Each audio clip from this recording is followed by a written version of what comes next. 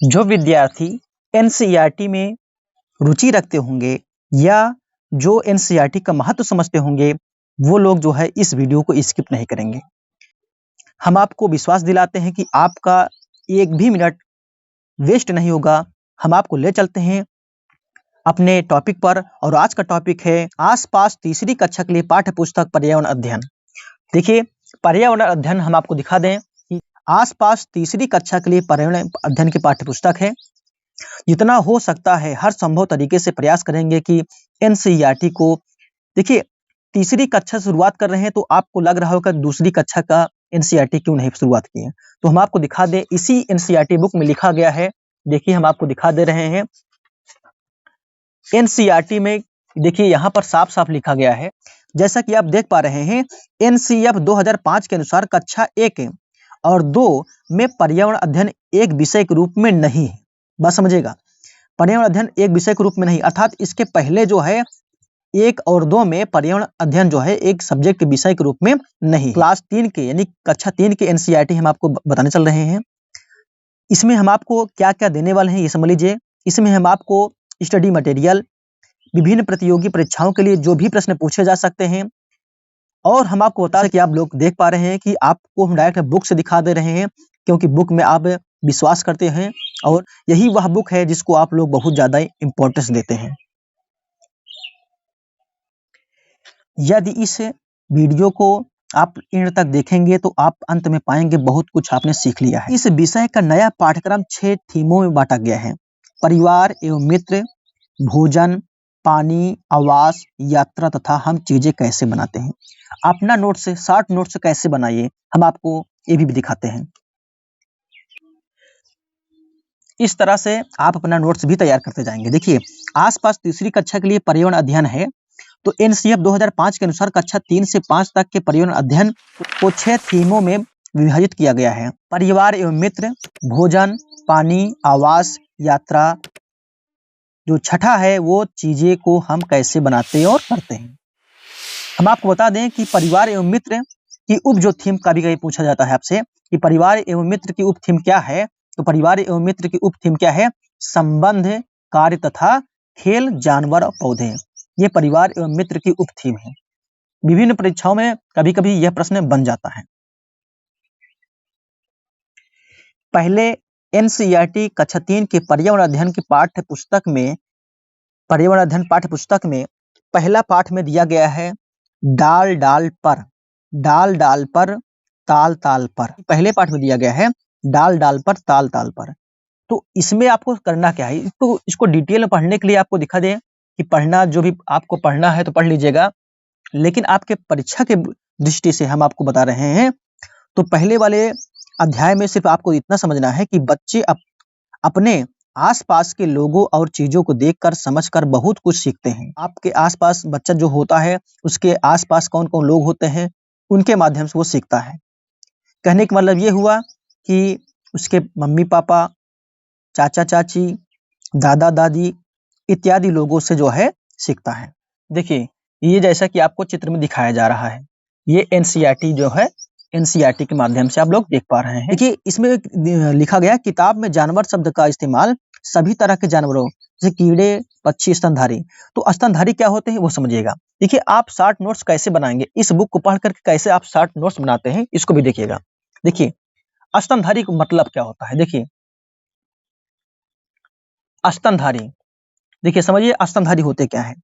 स्तनधारी को इंग्लिश बोलते हैं मैमल, जो अपने बच्चे को दूध पिलाते हैं, जो अपने बच्चों को दूध पिलाते हैं वो स्तनधारी कहलाते हैं। जैसे मनुष्य हुआ, मनुष्य अपने बच्चों को दूध पिलाता है। गाय भी हुआ, गाय अपने बछड़े को दूध पिलाता है ना। भैंस, भैंस भी, ठीक है, उसके बच्चे होते हैं, अपने बच्चे को दूध पिलाती है भैंस, ठीक है ना। बकरी भी पिलाती है। चमगादड़, चमगादड़ को आपको जानना होगा कि चमगादड़ भी एक ऐसा स्तनधारी है जो अपने बच्चे को दूध पिलाता है। व्हेल मछली, तो आप सबको पता होगा कि व्हेल मछली जो है सबसे बुद्धिमान होती है, राष्ट्रीय जलीय जीव भी घोषित किया गया है व्हेल मछली को। इनके शरीर का ताप बाहरी वातावरण के तापमान परिवर्तन के साथ नहीं बदलता है। कहने का मतलब जो स्तनधारी होते हैं, स्तनधारी के शरीर का ताप बाहरी वातावरण के तापमान परिवर्तन के साथ नहीं बदलता। जैसे कि आप ठंडी आ गई तो ठंडी में तो ऐसा नहीं कि जो है उसका शरीर जो है ठंडी के अकॉर्डिंग हो जाएगा, ऐसा नहीं है। जैसे कि मान लीजिए कि आप कभी जंगली जो पशु देखते होंगे, जानवर देखे होंगे, वो अपने वातावरण के जैसा वातावरण मिले उनको वैसे अकॉर्डिंग ढल जाते हैं, लेकिन ऐसा जो है स्तनधारियों के साथ नहीं होता है, ठीक है। तो ये कहने का मतलब यही है कि शरीर का ताप जो है बाहरी वातावरण के तापमान के परिवर्तन के साथ इनका चेंज नहीं होता है। तो चेंज कैसे करते हैं? जैसे हम आप क्या करते हैं, ठंडी आ गई, स्वेटर हुआ, जैकेट हुआ, मेफरल हुआ, ठीक है ना, ग्लव्स हुआ इत्यादि पहन लेते हैं। तो वातावरण के साथ जो है मिलना बहुत जरूरी होता है। देखिए पृष्ठ नंबर 3 पे लिखा गया है, जानवर के रंग, रूप, चाल, आवाज आदि देखना तथा उनकी नकल करना बच्चों को बहुत रोचक लगता है, यानी कि उनको बहुत अच्छा लगता है। जानवरों के रंग कैसे अलग अलग प्रकार के रंग होते हैं, रूप कैसा होता है, किस रूप के होते हैं, कि उनका चाल कैसा होता है, उनकी आवाज कैसी होती है आदि देखना और उनकी नकल करना। कि देखो जो है बिल्ली कैसे बोलती है म्याओ म्याओ, ठीक है, कुत्ता कैसे भाव भाव, तो ऐसा उनको नकल करना जो है बच्चों को बहुत अच्छा लगता है। पेज नंबर 5 पे का एक पहेली दिया गया है। पहेली वो ये है कि पहेली 6 का आधार पंचतंत्र की कहानी खरगोश और कछुआ है। देखिए एक पहेली दिया गया है, इस पहेली को आपको बूझना है और इस पर जो है आपको मार्क करना है, निशान लगाना है। देखिए छत पर बैठकर, पहले देखिए पहला जो पहेली है, छत पर बैठकर केला खाऊं, इधर उधर मैं कूद लगाऊं। छत पर बैठकर केला खाता है और इधर उधर कूद फांद जाता है, तो कौन हो सकता है बताइए? बंदर है। तो बंदर को उन्होंने दे रखा है, इस तरीके से आपको करना है। दीवारों पर जाल बनाओ जिसमें कीड़ों को फंसाऊं। कौन करता है ऐसा? दीवारों पर जाल कौन बनाता है और कीड़ों कौन फंसाता है बताइए? मकड़ी करती है, ठीक है। क्या करते हैं? मकड़ी। तो हम लोग ऐसे मिला सकते हैं, मकड़ी। और जाग जाग कर रात बिताऊं, दिन निकलते तो मैं सो जाऊं। कौन कर सकता है बताओ? रात जागता है और जैसे दिन निकलता है तो वो सो जाता है, वो कौन करता है? उल्लू है, उल्लू हो गया। करा टर टर टर की रट लगाऊं, फुदक फुदक कर पानी में जाऊं। ठीक है, कौन हो सकता है? बोलिए कौन हो सकता है? मेढक है ना, मेढक हो सकता है, क्योंकि टर टर वही करता है, पानी में वही कूदता है, तो ये मेढक है। और जो पांचवा दिया है, बारिश के बाद नजर मैं आऊं, पाँव नहीं पर रेखता जाऊं। बताइए कौन हो सकता है? केचुआ है। कौन हो सकता है? केचुआ को आपको पता है ना, ये केचुआ क्या बोलते हैं? किसानों का मित्र बोलते हैं, ठीक है, केचुआ को। और छठा है, धीमी चाल से चलता जाऊं, दौड़ में फिर भी मैं जीत जाऊं। तो आपने देखा होगा, पढ़ा होगा कि जो है खरगोश और कछुआ में कहानी जब ने पढ़ा होगा, तो कछुआ ही जो है हर बार में जीत जाता है। लिखा गया है पृष्ठ नंबर 6 पे कि बच्चों को सृजनात्मक गतिविधियों जैसे उंगलियों और अंगूठे पर रंग लगाकर चित्र बनाना अच्छा लगता है। सही बात है ना? कि बच्चे जब भी कोई कलर पा जाते हैं तो उसमें जो है अपने हाथों पर, उंगलियों पर, नाखूनों पर रंग इत्यादि लगाने लगते हैं, तो उनको बहुत अच्छा लगता है। और चित्र बनाना भी बहुत अच्छा लगता है, चाहे उनसे बने या ना बने, लेकिन चित्र बनाना उनको अच्छा लगता है। पाठ 2 में पौधों की परी का एक चैप्टर है, वहां पर बच्चे जो है छुपन छुपाई खेलते हैं, अंताक्षरी खेलते हैं। तो ये बताइए छुपन छुपाई आपके गांव में क्या बोलते हैं? छुपन छुपी मतलब क्या समझते हैं? हाइड एंड सीक वाला ना कार, हाइड एंड सीक। जो छुपन छुपाई होता क्या है? आपके गांव में छुपन छुपाई को क्या बोलते हैं? हमारे गांव में छुपन छुपाई को हाइड एंड सीक, या इसको बोलते हैं आई स्पाइस, लुका छिपी जो इसको बोलते हैं, ठीक है ना, यही बोलते हैं हमारे यहाँ। अंताक्षरी तो आप लोग जानते ही होंगे। बच्चों को कविता गाना अच्छा लगता है, उन्हें जबरदस्ती याद करने को ना कहा जाए। अच्छा होगा कि सभी बच्चे क्लास में साथ साथ गाएं। बच्चों को जान लीजिए कि बहुत प्यार से समझाना पड़ता है। मशहूर कलाकार विष्णु चिंचाकर जो मध्य प्रदेश इंदौर के रहने वाले थे, ऐसे सूखे पत्तों से बढ़िया चित्र बनाते थे। जो आप लोग जैसे अब चित्र देख रहे हो, यह कलाकारी उन्हीं से प्रेरित है। जान लीजिए पौधों में जो प्राकृतिक जो चीजें हैं उन्हें बहुत लगाव था, और वो क्या करते थे? पत्तों से डिजाइनिंग करते थे, ठीक है, छोटे छोटे पत्ते ले लेते थे, तो उनसे जो है चित्रकारी करते थे। तो बहुत वो फेमस में है, जान लीजिए बहुत ही ज्यादा फेमस में है। आपसे क्वेश्चन ये पूछा जा सकता है कि निम्नलिखित में से सूखे पत्तों से चित्र बनाने वाले कलाकार कौन थे? निम्नलिखित में से सूखे पत्तों से बढ़िया चित्र कौन बनाते थे? तो आप क्या बताएंगे? मशहूर कलाकार का उनका नाम क्या था? विष्णु चिंचालकर, जो कहाँ के रहने वाले थे। कभी कभी ये भी पूछ लेता है जैसे किस जगह से आते हैं, यानी कि उनका निवास स्थान क्या है? तो मध्य प्रदेश में कहाँ से? इंदौर से। बच्चों को किसी एक पेड़ से रिश्ता बनाने के लिए प्रेरित करें।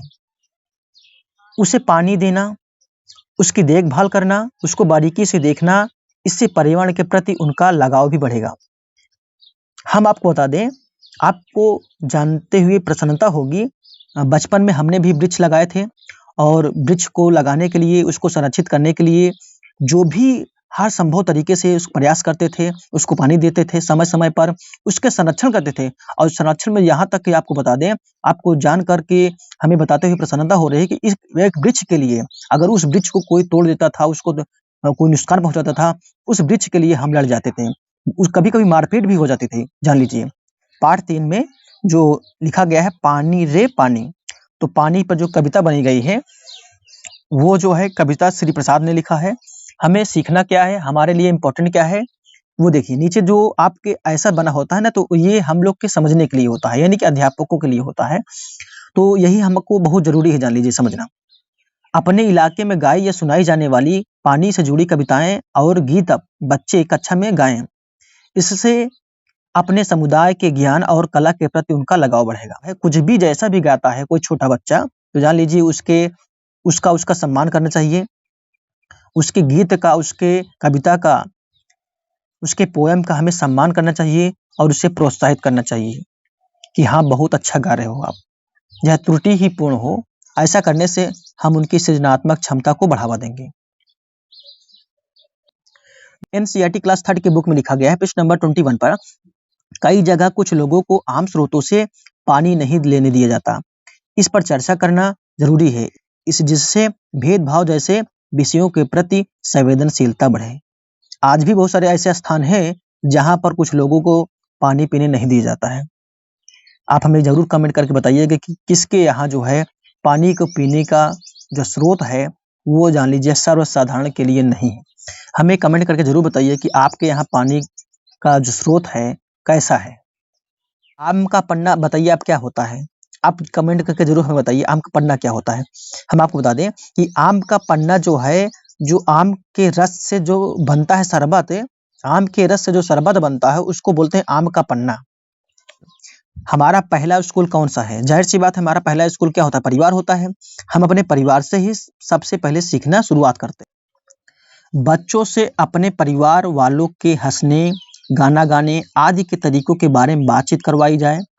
इससे वे अपने परिवार के लोगों की खासियत भी पहचानेंगे। जब बच्चा देखेगा, कहेगा हमारे पापा ऐसे हंसते हैं, हमारी मम्मी ऐसे हंसते हैं, ठीक है ना? तो अपने चाचा के बारे में, चाची के बारे में, पापा के बारे में इत्यादि लोगों के बारे में जो है हंस करके, नकल करके जरूर बताएगा। तो इससे उसकी सृजनात्मक क्षमता जरूर बढ़ेगी। बच्चों से उनके घर की बातचीत को संवेदनशीलता से करने की जरूरत है। घर अलग-अलग तरह के होते हैं। यह बात ध्यान में रखते हुए पाठ में कमरों के बजाय घर के हिस्सों का प्रयोग किया गया है। घर के हिस्सों में विशिष्ट व्यक्तियों का जाना या ना जाना उसके घर के तौर तरीकों को दर्शाता है। अर्थात बच्चे घर पे कैसे बातचीत करते हैं, अपने बड़ों से बातचीत कैसे करते हैं, अपने सगे संबंधियों से बातचीत कैसे करते हैं। क्या आप जानते हो, चूहों में देखने की क्षमता कम, परंतु सूंघने, छूने तथा स्वाद वाली क्षमताएं बहुत ही तीव्र होती हैं। कौन-कौन बता सकता है कि किसके घर में चूहे हैं? देख तो कम सकते हैं, लेकिन उनके पास सूंघ करके कहाँ उनका भोजन रखा है, कहाँ पर चावल रखा है, कहाँ पर उनके खाने की सामग्री रखी है, वो सूंघ कर चले जाते हैं। और छूने की क्षमता और स्वाद वाली क्षमताएं उनके पास बहुत ही ज्यादा होती है। बहुत ही इंपॉर्टेंट होता है चीजें। गांधी जी की 150वीं वर्षगांठ के लिए स्वच्छ भारत अभियान की शुरुआत की गई है। यह हमें एहसास दिलाता है कि स्वच्छता हमारी जिम्मेदारी ही नहीं बल्कि फर्ज भी है। सही बात है।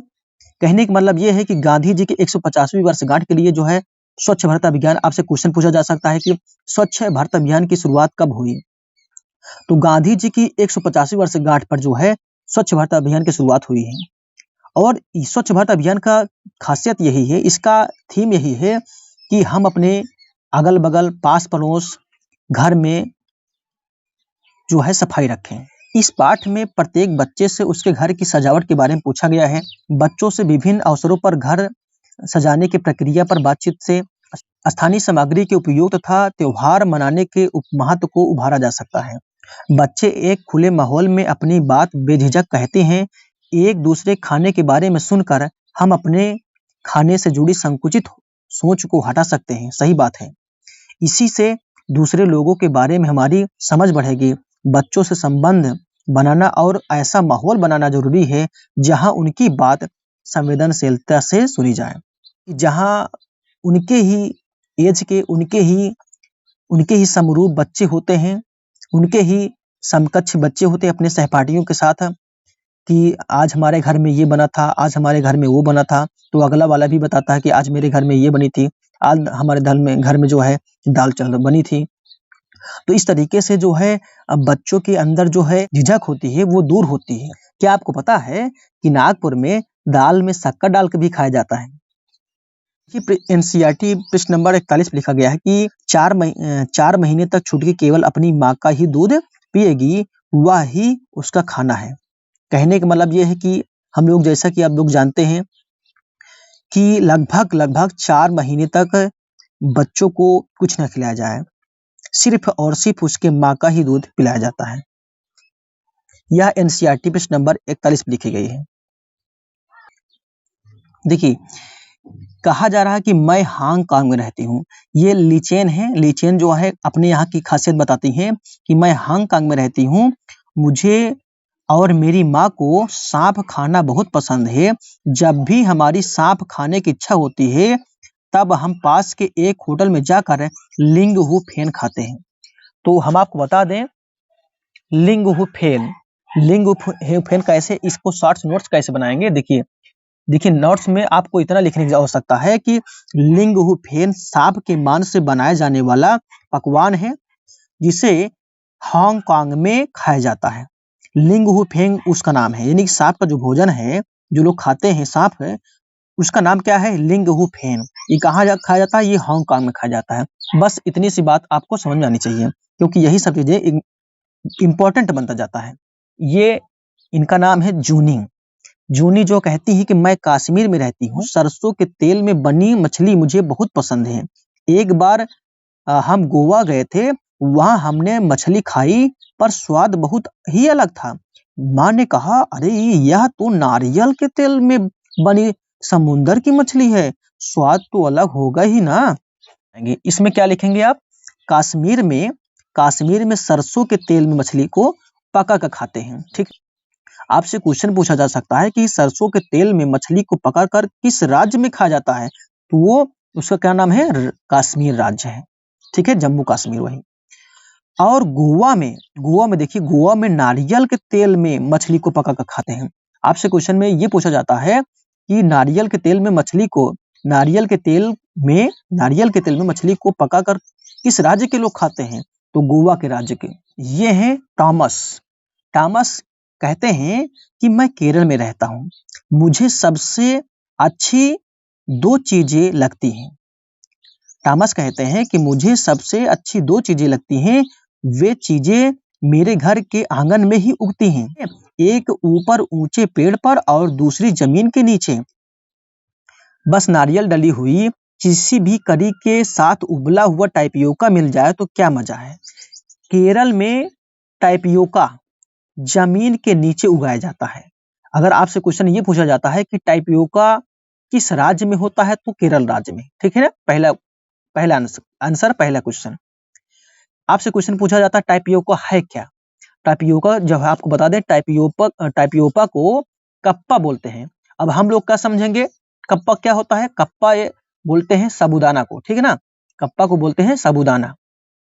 ठीक है, यह एक प्रकार का फल है। टाइपियोका है क्या? ये आपसे क्वेश्चन ये पूछा जाता है, टाइपियोका है, ऐसे लिख दिएगा कि टाइपियोका है, तो आपको पता ही नहीं रहेगा क्या है। तो एक प्रकार क्या है? फल है, जिसे केरल के लोग जो है उबाल कर खाते हैं। टाइपियोका बता सकते हैं, टाइपियोका एक प्रकार का फल है। टाइपियोका एक प्रकार का फल है जिसे केरल के लोग उबाल कर खाते हैं। टाइपियोका को क्या बोलते हैं? टाइपियोका को जो है कप्पा या साबूदाना कहते हैं।